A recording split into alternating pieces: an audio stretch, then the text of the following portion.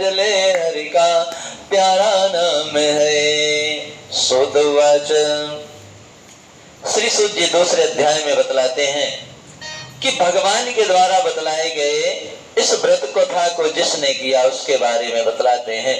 तो प्राचीन काल की बात है, रमणी काशी नामक नगर में एक बहुत गरीब ब्राह्मण रहा करते थे। वह ब्राह्मण प्रतिदिन भिक्षा मांग करके अपने परिवार का भरण पोषण किया करते थे। एक दिन भगवान ने उस ब्राह्मण को गलियों में घूमते हुए देखा, भिक्षा मांगते हुए देखा।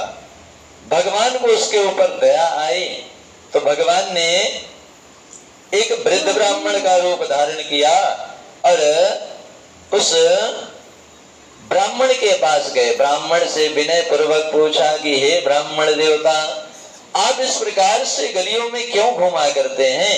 कृपा करके अपनी व्यथा को हमको बतलाइए।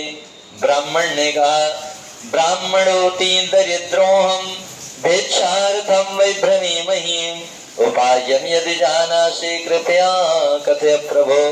वह ब्राह्मण कहने लगा, हे ब्राह्मण देवता, मैं बहुत गरीब ब्राह्मण हूँ, दरिद्र ब्राह्मण हूँ और दिन भर भिक्षा मांग करके अपने परिवार का भरण पोषण किया करता हूँ। यदि आपके पास कोई ऐसा उपाय हो जिससे कि हमको यह भिक्षा न मांगनी पड़े तो कृपा करके वह उपाय हमको बतलाइए। भगवान रूपी ब्राह्मण ने कहा, हे ब्राह्मण देव, यदि आप भगवान सत्यनारायण का व्रत करें तो निश्चित ही आपकी दरिद्रता दूर हो जाएगी, धन धान्य की प्राप्ति होगी, पुत्र पौत्रादि की प्राप्ति होगी और विशेष बात यह है कि अंत में वैकुंठ लोक की प्राप्ति होगी।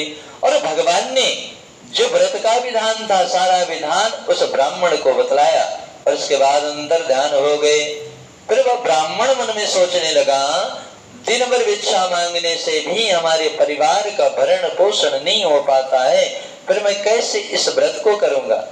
ऐसा मन में चिंतन करने लगा और मन में चिंतन करते हुए अपने घर को गया। रात भर सोचता रहा कि कैसे भगवान की पूजा करें, कैसे भगवान की व्रत कथा को करें। इस बारे में चिंतन करते हुए सो गया और दूसरे दिन जब प्रातः काल सो करके उठा तो एक मन में संकल्प करता है कि हे भगवान सत्यनारायण, आज के दिन हमको जो कुछ भी भिक्षा मांगने से धन प्राप्त होगा उसी से मैं आपका यह व्रत करूंगा। ऐसा मन में संकल्प करके जब वह ब्राह्मण घर से निकलता है तो भगवान की कृपा से ऐसे धनी संपन्न नगर में पहुंचा जहां पर उसको भिक्षा में बहुत सा